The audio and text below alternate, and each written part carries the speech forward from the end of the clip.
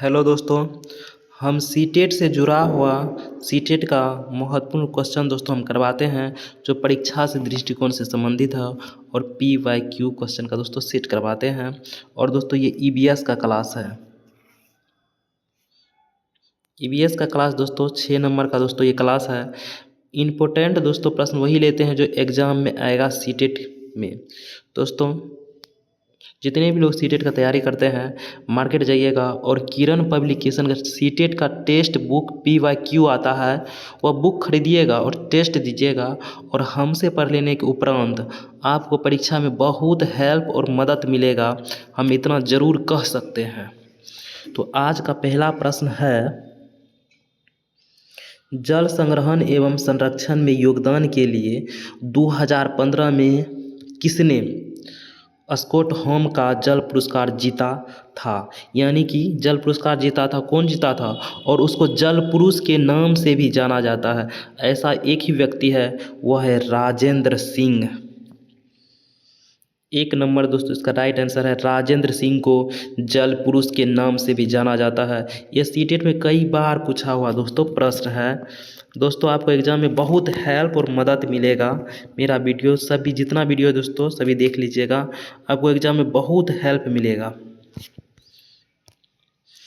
2 number दोस्तों प्रश्न है, स्वाद कलिकाओं का सही अनुक्रम जीभ के सिरे से अगल बगल और फिर पीछे तक का क्या क्रम होगा? दोस्तों इसका क्या क्रम हो सकता है दोस्तों, वही बताते दोस्तों क्या क्रम। जैसे ये मान लीजिए मानव शरीर का क्या है दोस्तों, ये जीभ है। तो अगले भाग क्या होता है दोस्तों, यहाँ पर खट्टा लगेगा है, यहाँ पर दोस्तों क्या लगेगा, यहाँ पर नमकीन लगेगा। यहाँ पे दोस्तों पहला दोस्तों मीठा लगेगा आपको, यहाँ पर होगा मीठा। यहाँ पे क्या होगा दोस्तों, नमकीन। यहाँ पे दोस्तों आपको क्या लगेगा, खट्टा। और कड़वा दोस्तों यहाँ पर रहता है, जिसको कड़वा दोस्तों तीखा भी कहते हैं। ये मानव का दोस्तों जीभ है, इसके अनुसार दोस्तों बटा हुआ है। यहाँ ऐसे यहाँ पे क्या लगेगा दोस्तों, नमकीन, यहाँ पे खट्टा, यहाँ पे मीठा और यहाँ पे कड़वा। तो ऐसा ऑप्शन दोस्तों किस में है दोस्तों, इसका राइट आंसर 2 नंबर के साथ दोस्तों लॉक हो जाएंगे। मीठा, नमकीन, खट्टा, कड़वा राइट आंसर है दोस्तों इसका 2 नंबर। इस क्रम को दोस्तों याद रख लीजिएगा, ये NCERT का प्रश्न है, बहुत सारे एग्जाम में पूछे जाते हैं। सीटेट से रिलेटेड जो दोस्तों इम्पोर्टेंट प्रश्न लगता है वही दोस्तों हम लेके आते हैं। तो इसका राइट आंसर 2 नंबर सही है, मीठा, नमकीन, खट्टा, कड़वा। इसको दोस्तों याद कर लीजिए अच्छा से, मीठा, नमकीन, खट्टा, कड़वा। तो नेक्स्ट प्रश्न दोस्तों करते हैं 3 नंबर का दोस्तों नेक्स्ट प्रश्न है, निम्नलिखित में से भारत में पाए जाने वाले सभी विषधर सांपों के समूह का चयन करिए। दोस्तों भारत में 4 प्रकार के सांप पाए जाते हैं, जिसमें विष है नाग, करेत, दुबैया, अफाई। चारों को दोस्तों याद कर लीजिएगा, नाग, करेत, दुबैया, अफाई 4 ही ऐसे सांप है भारत में पाए जाते हैं जिसके पास विष है। तो ऐसा ऑप्शन दोस्तों किस में है, NCERT के अनुसार दोस्तों 4 ही ऐसे सांप है जिसमें विष पाए जाते हैं, नाग, करेत, दुबैया, अफाई। तो दोस्तों इसका 3 नंबर दोस्तों राइट आंसर है, नाग, करेत, दुबैया, अफाई 4 ही ऐसे सांप है जिसमें दोस्तों विष पाए जाते हैं। 3 नंबर के साथ दोस्तों 3 का आंसर लॉक हो जाएंगे। नेक्स्ट प्रश्न दोस्तों देखते हैं, 4 नंबर दोस्तों प्रश्न है, एक पर्यावरण अध्ययन की अध्यापिका अपने विद्यार्थियों को सुरक्षित पेयजल पीने के लिए कहती है, सुरक्षित पेयजल का बात कर रहे हैं, पेयजल पीने के लिए कहती है, तो वह बात कर रही है दोस्तों ये पेयजल के बारे में। तो इसका राइट आंसर दोस्तों 3 नंबर के साथ दोस्तों लॉक हो जाएंगे। नेक्स्ट प्रश्न दोस्तों देखते हैं, नेक्स्ट प्रश्न है 5 नंबर का, निम्नलिखित में से किसे मलेरिया पर अपने काम के लिए दिसंबर 1902 में चिकित्सा के लिए नोबेल पुरस्कार प्राप्त हुआ? ये सीटेट में दोस्तों बहुत बार पूछे जाते हैं, रोनाल्ड रोस। इसका राइट आंसर 1 नंबर के साथ हो जाएंगे दोस्तों, रोनाल्ड रोस को मलेरिया के लिए नोबेल पुरस्कार मिला था, कब मिला था? 1902 ईस्वी में। व्यक्ति का नाम है रोनाल्ड रोस। ये मलेरिया कैसे होता है, किससे होता है, कौन जीवाणु से होता है, उसके बारे में दोस्तों मच्छर से फैलने वाली बीमारी है, उसके बारे में बताए थे रोनाल्डो रोस। तो इसका राइट आंसर हो जाएंगे रोनाल्ड रोस। इसको याद रखिएगा। नेक्स्ट प्रश्न दोस्तों पढ़ते हैं। 6 नंबर दोस्तों प्रश्न है, वाष्पन के कारण शीतलन की प्रक्रिया तब धीमी हो जाती है जब वायु के बहने की चाल क्या होगा? जैसे मान लीजिए कोई यहाँ मान लीजिए बर्तन है, बर्तन में पानी गर्म है, तो यहाँ पर जब हवा अगर तेज़ हो जाएगा तो इसका भाप जो है, वाष्प जिसको कहते हैं, वो जल्दी उड़ जाएगा, तो पानी जल्दी ठंडा हो जाएगा ना। तो तब धीमी होती है। ये कब धीमा होगा? जब इसमें दोस्तों हवा कम जाएगा। तो दोस्तों ये दोनों ऑप्शन को पहले काट दीजिए। हवा कम गया, चल क्या होगा दोस्तों इसका? ये घटती है और वायु में नमी की मात्रा अधिक होती है। जब दोस्तों यहाँ हवा कम बहना चालू होगा तो यहाँ वाष्प ज़्यादा बन जाएगा। तो दोस्तों इसका राइट आंसर ये सही हो जाएंगे। नमी की मात्रा का होता है जलवाष्प या आर्द्रता। वायु में उपस्थित बूंद के कण को आर्द्रता कहते हैं, छोटा छोटा बूंद जो होता है। तो इसका राइट आंसर 4 नंबर के साथ दोस्तों लॉक हो जाएंगे। घटती है और वायु में नमी की मात्रा अधिक होती है। हवा जब कमेगा तो वायु में क्या होगा? नमी की मात्रा अधिक होंगे। आप लोग देखते होंगे गर्मी के मौसम में जब बादल छा जाते हैं ऊपर में आसमान में, तो नीचे में आप गर्मी अधिक लगने लगता है, ठंड गर्मी। क्यों? क्योंकि पृथ्वी पर से जो गर्म हवा ऊपर जाते थे उसको बादल रोक देते हैं। और जब बादल रोक देते हैं तो इसमें गर्म हवा नीचे भर जाते हैं और हम लोग को गर्मी महसूस होने लगते हैं अधिक। दोस्तों इसका राइट आंसर 4 नंबर के साथ लॉक हो जाएंगे।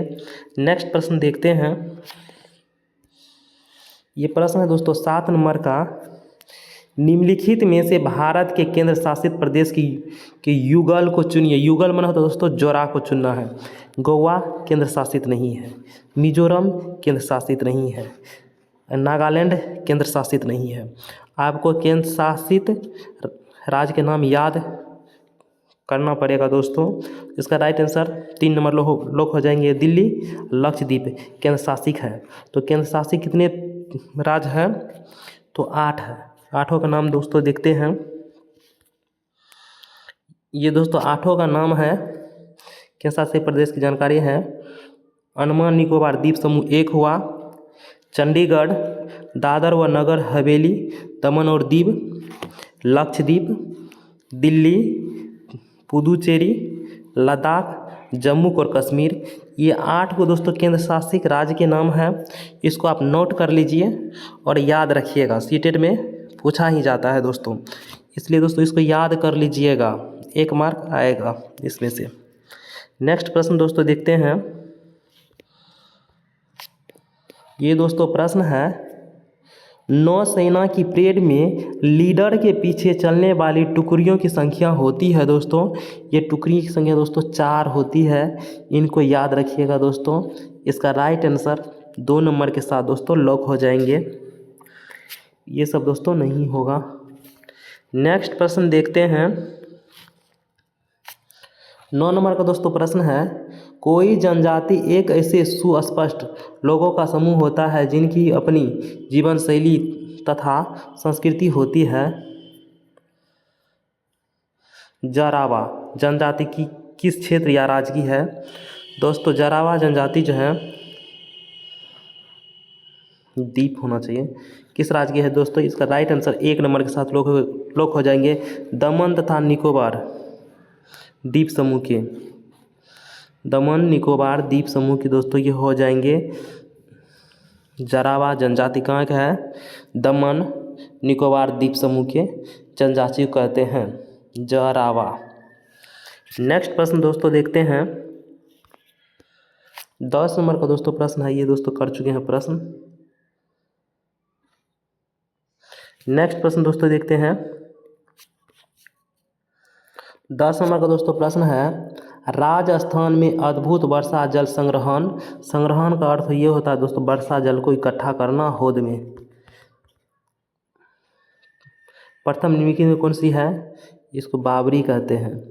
दोस्तों क्या करते हैं राजस्थान के लोग अपने आंगन में हौद खुनवाते हैं और उसमें ढक्कन लगाते हैं, वर्षा जल को उसमें रखते हैं, उसका दोस्तों यूज करते हैं राजस्थान के लोग, उसे बावरी कहते हैं। नेक्स्ट प्रश्न देखते हैं।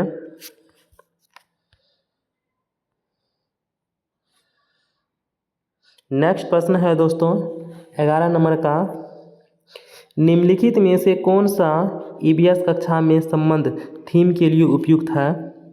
दोस्तों मेरा नाम रोशन कुमार है, अर्थात आप रोशन सर कह सकते हैं। जहाँ भी दोस्तों रोल प्ले आ जाएंगे इसमें रोशन सर का नाम ले करके उस ऑप्शन को दोस्तों टिक मार दीजिएगा। तो इसका right answer role play. Role play से बढ़ के कोई भी ऐसा ऑब्जेक्टिव ऑप्शन नहीं आ सकते हैं जो इससे बेहतर हो। दोस्तों इसका राइट आंसर रोल प्ले सही हो जाएंगे। व्याख्यान बच्चों कहीं नहीं करना, दोस्तों व्याख्यान आएगा उसको काट देना है मेरा नाम ले करके। प्रयोग कर सकते हैं लेकिन रोल प्ले से बेहतर इस 4 ऑप्शन में ऐसा विकल्प ही नहीं आता है। बच्चे को रोल प्ले कराइए, भूमिका निभाने के लिए कहिए, बच्चा बहुत अच्छा से समझ जाएंगे। नेक्स्ट प्रश्न देखते हैं। सीएनजी का मुख्य घटक क्या है दोस्तों? सीएनजी है ना, आजकल मार्केट में भी एक ऑटो का नाम है सीएनजी, जो सीएनजी से चलते हैं। ये एक प्रकार गैस के घटक हैं। तो कौन सा दोस्तों गैस के घटक है सीएनजी? इसको दोस्तों सीएनजी ऑटो से जोड़ के इसको जोड़िएगा, पढ़िए रिलेट करके। जब भी बच्चे को दोस्तों पढ़ाइएगा तो पूर्व ज्ञान को पहले सक्रिय करिए और उससे बच्चे को जोड़ कर पढ़ाइए। आप लोग सीएनजी के बारे में दोस्तों जानते हैं, ऑटो के बारे में, तो उसमें दोस्तों मेथेन है, मेथेन से। इसका राइट आंसर दोस्तों 4 नंबर के साथ लॉक हो जाते हैं। नेक्स्ट प्रश्न को देखते हैं। 13 नंबर दोस्तों प्रश्न है, निम्नलिखित में से मच्छरों द्वारा फैलने वाले 2 रोग के जोड़े को चुनिए। दोस्तों हैजा मच्छर से नहीं फैलते हैं, इसलिए उसको काट देते हैं। मियादी बुखार नहीं फैलते दोस्तों, उसको काट दीजिएगा। इसका राइट आंसर है 1 नंबर। मलेरिया और डेंगू मच्छर से फैलने वाले रोग है, इसलिए इसका दोस्तों राइट आंसर 1 नंबर के साथ लॉक हो जाएंगे। दोस्तों अगर वीडियो पसंद आता है दोस्तों लाइक कर दीजिएगा, सब्सक्राइब कर लीजिएगा। नेक्स्ट प्रश्न देखते हैं। 4 नंबर दोस्तों प्रश्न है, चार चिनारी एक बहुत प्रसिद्ध पर्यटक स्थल है। यह चारों तरफ से पर्वतों से घिरा है तथा जिस शहर में स्थित है उसका नाम है दोस्तों, देखिए चार चिनारी का संबंध दोस्तों श्रीनगर से है।